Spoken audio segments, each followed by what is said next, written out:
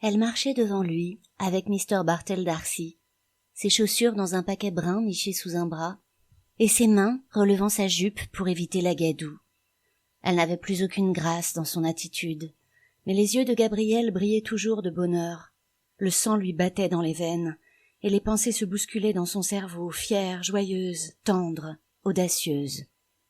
Elle marchait devant lui, si légère et si droite qu'il avait envie de courir sans bruit après elle, de la saisir par les épaules et de lui murmurer quelque chose de doux et d'un peu fou à l'oreille.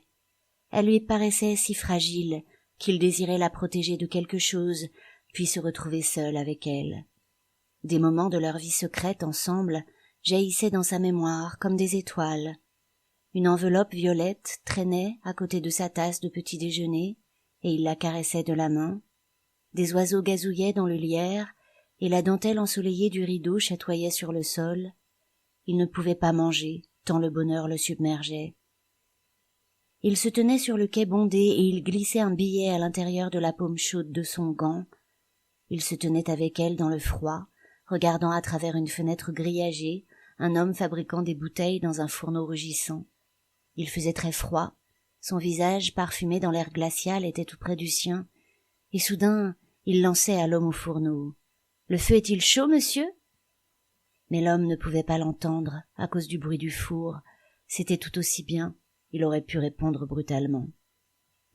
Une vague de joie encore plus tendre s'échappa de son cœur et se répandit en un flot chaud le long de ses artères. Comme le tendre feu des étoiles, des moments de leur vie commune, que personne ne connaissait et ne connaîtrait jamais, jaillissaient et illuminaient sa mémoire. Il brûlait de lui rappeler ces moments, de lui faire oublier les années de leur existence monotone et de ne se souvenir que de leurs instants d'extase, car les années, il le sentait, n'avaient pas éteint son âme ni la sienne. Leurs enfants, ses écrits, ses soucis de femme au foyer n'avaient pas éteint toute la tendre flamme de leurs âmes. Dans une lettre qu'il lui avait écrite à l'époque, il disait « Pourquoi les mots comme ceux-ci me semblent-ils si ternes et si froids ? Est-ce parce qu'il n'y a pas de mots assez tendres pour être ton nom ?» Comme une musique lointaine, ces mots qu'il avait écrits des années auparavant lui parvenaient du passé. Il avait un immense désir d'être seul avec elle, quand les autres seraient partis, quand ils seraient tous les deux dans leur chambre d'hôtel, alors ils seraient seuls ensemble. Il l'appellerait doucement « Greta ». Peut-être qu'elle ne l'entendrait pas tout de suite, elle serait en train de se déshabiller. Puis quelque chose dans sa voix la frapperait, elle se retournerait et le regarderait. Au coin de Wine Tavern Street, ils trouvèrent un fiacre. Il se réjouit que le vacarme du véhicule lui épargnât le souci d'une conversation. Elle regardait par la fenêtre et semblait fatiguée. Les autres n'échangèrent que quelques mots pour montrer un bâtiment ou une rue. Le cheval galopait péniblement sous le ciel trouble du matin, traînant sa vieille carriole brinque-ballante derrière lui. Et Gabriel se retrouvait à nouveau dans un fiacre avec elle, galopant pour attraper le bateau, galopant vers leur lune de miel. Alors que le fiacre traversait le pont O'Connell, Miss O'Callaghan dit « On dit qu'on ne traverse jamais le pont O'Connell sans voir un cheval blanc. »« Je vois un homme blanc cette fois-ci, » dit Gabriel. « Où ça ?» demanda Mr. Bartell D'Arcy. Gabriel montra la statue, recouverte de plaques de neige. Puis, il la salua familièrement en agitant la main. « Bonne nuit, Dan !» lança-t-il gaiement. Lorsque le fiacre s'arrêta devant l'hôtel, Gabriel sauta hors du véhicule et paya le cocher, malgré les protestations de Mr. Bartell D'Arcy. Il lui donna 1 shilling de pourboire. L'homme le salua et dit « Je vous souhaite une année prospère, monsieur. »« À vous aussi, » répondit Gabriel cordialement. En descendant du fiacre, elle s'appuya un moment sur son bras. Puis, debout sur le trottoir, elle dit bonne nuit aux autres. Elle s'appuyait légèrement sur son bras, aussi légèrement que lorsqu'elle avait dansé avec lui quelques heures auparavant. Il s'était senti fier et heureux à ce moment-là, heureux qu'elle soit à lui, fier de sa grâce et de son port d'épouse. Mais maintenant, après que tant de souvenirs eussent été ravivés, le premier contact avec son corps, musical, étrange et parfumé, déclencha en lui une vive sensation de concupiscence. À l'abri de son silence, il pressa son bras contre son flanc, et, alors qu'il se tenait devant la porte de l'hôtel, il sentit qu'ils avaient échappé à leur vie et à leurs obligations, à la maison, aux amis, et qu'ils s'étaient enfuis ensemble, avec des cœurs fous et rayonnants, vers une nouvelle aventure. Un vieil homme somnolait dans un grand fauteuil dans le hall. Il alluma une bougie dans le bureau et les précéda dans l'escalier. Ils le suivirent en silence, leurs pas résonnant sourdement sur les marches recouvertes d'une épaisse moquette. Elle monta l'escalier derrière le portier, la tête baissée pendant la montée, ses frêles épaules courbées comme sous un fardeau, sa jupe serrée autour d'elle. Il aurait pu entourer ses hanches de ses bras pour la retenir, car ses bras tremblaient du désir de la saisir, et seul l'enfoncement de ses ongles contre ses paumes retenait la pulsion sauvage de son corps. Le portier s'arrêta dans l'escalier pour arranger sa bougie qui coulait. Eux aussi s'arrêtèrent sur les marches en dessous de lui. Dans le silence, Gabriel pouvait entendre la cire fondue tomber dans le plateau et le battement de son propre cœur contre ses côtes. Le portier les conduisit le long d'un couloir et ouvrit une porte. Puis il posa sa bougie vacillante sur une coiffeuse et demanda à quelle heure on devait les réveiller le matin. 8 heures, répondit Gabriel. Le portier montra l'interrupteur de la lumière électrique et commença des excuses confuses, mais Gabriel l'interrompit. Nous n'avons pas besoin de lumière. La rue nous en fournit suffisamment. Et je dis, ajouta-t-il en montrant la bougie, que vous pouvez retirer ce bel article, brave homme. Le portier reprit sa bougie, mais lentement, car il était surpris par une idée aussi moderne. Puis il leur souhaita bonne nuit en marmonnant et sortit. Gabriel tira le verrou. La lumière fantomatique du réverbère dessinait une longue bande lumineuse de la fenêtre jusqu'à la porte. Gabriel jeta son pardessus et son chapeau sur un canapé et traversa la chambre vers la fenêtre. Il regarda la rue pour calmer un peu son émotion, puis il se retourna et s'appuya contre une commode, le dos à la lumière. Elle avait enlevé son chapeau et son manteau et se tenait devant un grand miroir pivotant, dégrafant sa ceinture. Gabriel resta silencieux quelques instants à la regarder, puis il dit « Greta ». Elle se détourna lentement du miroir et marcha le long de la flaque de lumière dans sa direction. Son visage était si sérieux et si préoccupé qu'aucun mot ne put franchir les lèvres de Gabriel. Non, ce n'était pas le moment encore. « Tu as l'air fatigué ?» dit-il. « Je le suis un peu, » répondit-elle. « Tu ne te sens pas malade ou affaiblie ?»« Non, fatiguée, c'est tout. » Elle alla à la fenêtre et se tint là, à regarder dehors. Gabriel attendit encore, et alors, craignant d'être envahi par un manque de confiance en lui, il dit abruptement « Au fait, Greta ?»« Oui ?»« Tu sais ce pauvre bougre de Malins ?» dit-il vivement. « Oui, qu'y a-t-il ?»« Eh bien, pauvre bougre, ce n'est pas un si mauvais gars après tout, » continua Gabriel d'une voix fausse. « Il m'a rendu cette livre que je lui avais prêtée, et je ne m'y attendais pas vraiment. C'est dommage qu'il ne puisse pas se tenir à distance de ce Brown, parce qu'il n'est pas un mauvais bougre, vraiment. » Maintenant il tremblait de contrariété.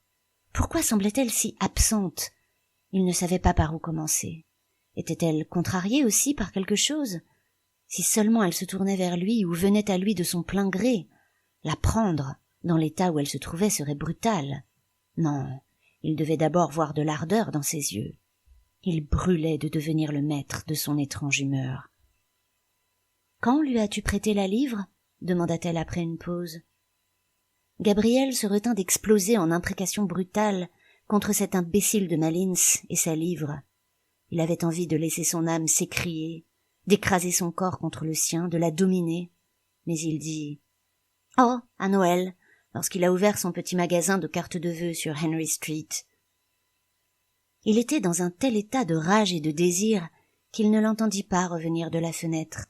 Elle se tint devant lui un instant, le regardant étrangement, puis, se dressant soudainement sur la pointe des pieds et posant légèrement ses mains sur ses épaules, elle l'embrassa. « Tu es quelqu'un de très généreux, Gabriel, » dit-elle. Gabriel, tremblant de délice face à son baiser soudain et au charme singulier de sa phrase, posa ses mains sur ses cheveux et commença à les lisser en arrière, les effleurant à peine du bout des doigts. Le lavage les avait rendus fins et brillants. Son cœur débordait de bonheur. Juste au moment où il le souhaitait, elle était venue à lui de son plein gré. Peut-être que ses pensées avaient rejoint les siennes, peut-être qu'elle avait ressenti le désir impétueux qui l'habitait, et qu'alors elle avait cédé à l'envie de s'y abandonner. Maintenant qu'elle s'était offerte à lui si facilement, il se demandait pourquoi il avait été si hésitant. Il resta debout, tenant la tête de sa femme entre ses mains, puis, glissant rapidement un bras autour de son corps et l'attirant vers lui, il murmura « Greta, ma chérie, à quoi penses-tu donc ?» Elle ne répondit pas, et ne s'abandonna pas entièrement à son bras. Il répéta doucement « Dis-moi ce que tu as, Greta. Je crois savoir de quoi il s'agit. Est-ce que je me trompe ?» Elle ne répondit pas tout de suite. Puis, éclatant en sanglots, elle dit « Oh, je pense à cette chanson, la fille d'Ogrim. » Elle se dégagea de lui et courut vers le lit, où elle se jeta, le visage enfoui dans ses bras croisés devant elle. Gabriel resta immobile un moment, stupéfait, puis la suivit. En passant devant la Psyché, il s'aperçut tout entier. Son large plastron de chemise, bien rempli, son visage dont l'expression le déconcertait toujours lorsqu'il le voyait dans un miroir, et ses lunettes scintillantes à monture dorée. Il s'arrêta à quelques pas d'elle et demanda « Qu'est-ce qu'il y a avec cette chanson? Pourquoi est-ce qu'elle te fait pleurer ?» Elle releva la tête et sécha ses larmes du revers de la main comme une enfant. Une note plus douce que prévu se glissa dans la voix de Gabriel. « Pourquoi, Greta ?» demanda-t-il. « Je pense à quelqu'un d'autrefois qui chantait souvent cette chanson, » dit-elle. « Et qui était cette personne d'autrefois ?» demanda Gabriel en souriant. « C'était quelqu'un que je connaissais à Galway, quand je vivais avec ma grand-mère, » dit-elle. Le sourire disparut du visage de Gabriel. Une colère sourde recommença à monter au fond de son esprit, et les braises de son désir se rallumèrent avec violence dans ses veines. « Quelqu'un dont tu étais amoureuse ?» demanda-t-il avec ironie. « C'était un jeune garçon que je connaissais autrefois, » répondit-elle. « Il s'appelait Michael Fury. Il chantait souvent cette chanson, la fille d'Ogrim. Il était très fragile. » Gabriel resta silencieux. Il ne voulait pas qu'elle pense qu'il s'intéressait à ce garçon fragile. « Je le revois si clairement, » dit-elle après un moment. « Quels yeux il avait, grands, noirs, et une telle expression dans son regard, une expression... »« Oh, alors tu étais amoureuse de lui ?» demanda Gabriel. « J'avais l'habitude de sortir marcher avec lui, dit-elle, quand j'étais à Galway. » Une pensée traversa l'esprit de Gabriel. « C'est peut-être pour ça que tu voulais aller à Galway avec cette fille Ivors, » dit-il froidement. Elle le regarda et demanda, surprise. « Pourquoi ?» Ses yeux mirent Gabriel mal à l'aise. Il haussa les épaules et dit « Est-ce que je sais? Peut-être pour le revoir. » Elle détourna les yeux, et son regard suivit en silence le ray de lumière qui atteignait la fenêtre. « Il est mort, » dit-elle finalement. « Il est mort alors qu'il n'avait que 17 ans. N'est-ce pas terrible de mourir jeune comme ça ?» « Et il faisait quoi ?» demanda Gabriel, toujours sur le ton de l'ironie. « Il travaillait à l'usine à gaz, » dit-elle. Gabriel se sentit humilié par l'échec de son ironie et par l'évocation de ce fantôme, un garçon de l'usine à gaz. Tandis qu'il était tout pénétré des souvenirs de leur vie secrète ensemble, qu'il se sentait plein de tendresse, de joie et de désir, elle l'avait comparé dans son esprit à un autre. Une honte de sa propre personne l'assaillit. Il se vit soudain comme une figure grotesque qui se comportait comme un petit larbin avec ses tantes, un sentimental nerveux et dégoulinant de bonnes intentions, gaspillant son éloquence auprès de gens vulgaires et idéalisant ses ridicules accès de désir. Il n'était qu'un pitoyable fat, comme le miroir le lui avait montré. Instinctivement, il tourna davantage le dos à la lumière, de peur qu'elle ne voie la honte qui lui brûlait le front. Il tenta de maintenir son ton d'interrogatoire glacial, mais sa voix, lorsqu'il parla, était humble et indifférente. « Je suppose que tu étais amoureuse de ce Michael Fury, Greta, » dit-il. « C'était merveilleux avec lui à cette époque, » dit-elle. Sa voix était voilée et triste. Gabriel, sentant maintenant combien il serait vain d'essayer de la conduire là où il l'avait projetée, caressa une de ses mains et dit, triste lui aussi, « Et de quoi est-il mort si jeune, Greta? La tuberculose, peut-être ?»« Je crois qu'il est mort pour moi, » répondit-elle. Une vague terreur s'empara de Gabriel à cette réponse, comme si, à cette heure où il avait espéré triompher, un être impalpable et vindicatif se dressait contre lui, rassemblant ses forces dans son monde vague. Mais il se délivra de cette pensée par un effort de sa raison, et continua à lui caresser la main. Il ne la questionna pas plus avant, car il sentait qu'elle allait lui parler d'elle-même. Sa main était chaude et humide, elle ne répondait pas à son toucher, mais il continua à la caresser, tout comme il avait caressé sa première lettre, par un certain matin de printemps. « C'était en hiver, dit-elle, au tout début de l'hiver, quand j'étais sur le point de quitter ma grand-mère pour venir ici au couvent. Il se trouvait malade, dans sa maison à Galway. On ne le laissait pas sortir, et on avait écrit à sa famille, à Oughterard. Il disait qu'il dépérissait ou quelque chose comme ça, je n'ai jamais vraiment su. » Elle s'arrêta un moment et soupira. « Pauvre garçon, dit-elle, il m'aimait beaucoup, et c'était un garçon si gentil. On sortait ensemble, on se promenait, tu comprends, Gabriel, comme on le fait à la campagne. Il allait étudier le chant, mais seulement pour sa santé. Il avait une très belle voix, le pauvre Michael Fury. »« Et puis ?» demanda Gabriel. « Et puis quand le moment est venu pour moi de quitter Galway et de venir au couvent, il allait beaucoup plus mal, et on ne m'a pas laissé le voir. Alors je lui ai écrit une lettre pour lui dire que je montais à Dublin, que je reviendrais en été, et que j'espérais qu'il irait mieux à ce moment-là. » Elle s'arrêta un moment pour reprendre le contrôle de sa voix, puis continua. « La nuit d'avant mon départ, j'étais chez ma grand-mère, à Nuns Island, en train de faire mes bagages, quand j'ai entendu du gravier lancé contre ma vitre. La fenêtre était tellement mouillée que je ne voyais rien. Je suis donc descendue en courant, et me suis faufilée par l'arrière, dans le jardin. Et là, au fond du jardin, se tenait le pauvre garçon, tout tremblant. »« Et tu ne lui as pas dit de rentrer ?» demanda Gabriel. « Je l'ai supplié de rentrer chez lui tout de suite, lui disant qu'il attraperait la mort sous la pluie. Mais il a dit qu'il ne voulait pas vivre. Je revois ses yeux comme je te vois. Il se tenait au bout du mur, à un endroit où il y avait un arbre. »« Et il est rentré chez lui ?» demanda Gabriel. « Oui, il est rentré chez lui. Et une semaine seulement après mon arrivée au couvent, il est mort et a été enterré à Oughterard, d'où sa famille était originaire. Ah, le jour où j'ai appris ça, qu'il était mort. » Elle s'arrêta, étranglée par des sanglots, et, submergée par l'émotion, elle se jeta à plat ventre sur le lit, sanglotant dans la courte pointe. Gabriel tint sa main un moment de plus, irrésolu, puis, craignant de la déranger dans son chagrin, il la laissa retomber doucement et se dirigea doucement vers la fenêtre. Elle dormait profondément. Gabriel, appuyé sur son coude, contempla pendant quelques instants, sans ressentiment, ses cheveux emmêlés et sa bouche entr'ouverte, écoutant sa respiration profonde. Elle avait donc eu cette histoire d'amour dans sa vie. Un homme était mort pour elle. Cela l'attristait à peine à présent de penser au rôle si peu important qu'il avait joué, lui, son mari, dans sa vie. Il la regarda dans son sommeil, comme si lui et elle n'avaient jamais vécu ensemble en tant que mari et femme. Ses yeux curieux s'attardèrent longuement sur son visage et sur ses cheveux.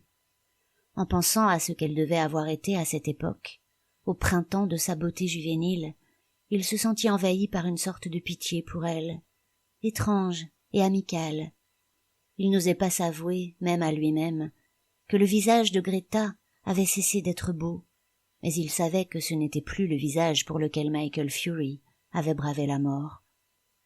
Peut-être ne lui avait-elle pas tout raconté. Son regard se porta sur la chaise sur laquelle elle avait jeté quelques vêtements. Un jupon pendait jusqu'au sol. Une bottine tenait debout, sa tige molle retombée, sa jumelle gisait sur le côté. Il s'étonnait du tumulte d'émotions qu'il avait ressenti une heure plus tôt. D'où était venue cette agitation? Du dîner de ses tantes, de son propre discours stupide, du vin et de la danse, de la gaieté des adieux dans le hall, du plaisir de la promenade le long de la rivière dans la neige. Pauvre tante Julia. Elle aussi ne serait bientôt qu'une ombre, aux côtés de l'ombre de Patrick Morcan et de son cheval. Il avait surpris furtivement ce regard hagard sur son visage, au moment où elle chantait « Paris pour la noce ». Bientôt peut-être serait-il assis dans ce même salon, vêtu de noir, son chapeau de soie sur les genoux. Les rideaux seraient baissés, et tante Kate serait assise à côté de lui, pleurant et se mouchant, lui racontant comment Julia était morte. Il chercherait en vain des mots pour la consoler, et ne trouverait que des phrases dérisoires et inutiles. Oui, cela arriverait très bientôt. L'air de la pièce lui glaçait les épaules. Il s'étendit prudemment sous les draps et se glissa à côté de sa femme. Un à un, ils devenaient tous des ombres. Vaut-il mieux passer courageusement dans cet autre monde, dans la pleine gloire d'une passion, que de se faner et de dépérir lamentablement avec l'âge?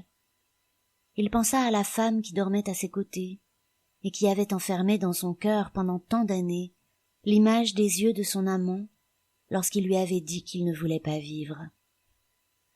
Des larmes généreuses emplirent les yeux de Gabriel.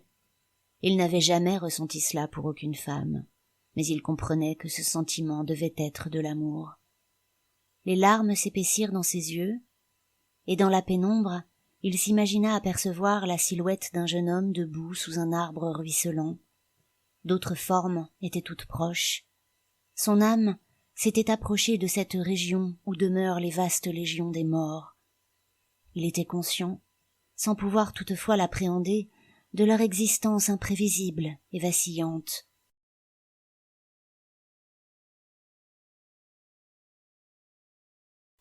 Sa propre identité se dissolvait dans un monde gris et impalpable, le monde solide lui-même, que ces morts avaient autrefois construit et habité, s'effaçait et déclinait. Quelques légers coups sur la vitre lui firent tourner la tête vers la fenêtre. Il avait recommencé à neiger. Il regarda, ensommeillé, les flocons d'argent et d'ombre tomber obliquement sous la lumière du réverbère. Le moment était venu pour lui de planifier son voyage vers l'ouest. Oui, les journaux avaient raison, la neige tombait sur toute l'Irlande. Elle recouvrait chaque recoin de la sombre plaine centrale, sur les collines sans arbres. Elle tombait doucement sur la tourbière d'Allen, et, plus à l'ouest, doucement tombait dans les vagues sombres et rebelles du Shannon. Elle tombait aussi sur chaque parcelle du cimetière solitaire, en haut de la colline où reposait Michael Fury.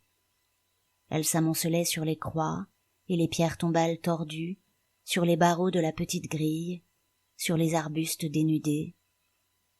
L'âme de Gabriel s'évanouit lentement, tandis qu'il entendait la neige tomber, doucement, à travers l'univers, et doucement tomber, comme s'ils descendaient tous à leur fin dernière, sur les vivants et sur les morts.